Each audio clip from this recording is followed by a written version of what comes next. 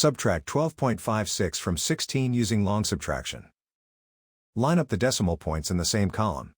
Add placeholder zeros so both numbers have the same number of decimal places. We work from right to left and finish one column before moving to the next. In the hundredths column, 0 is less than 6, so we need to borrow. Borrow 1 from the ones column. 6 becomes 5. Carry the borrow through 1 0. Each cross 0 becomes 9. The 0 in the hundredths column becomes 10. In the hundredths column, 10 minus 6 is 4. In the tenths column, 9 minus 5 is 4. In the ones column, 5 minus 2 is 3. In the tens column, 1 minus 1 is 0, so no leading 0 is written. Bring the decimal point straight down into the answer.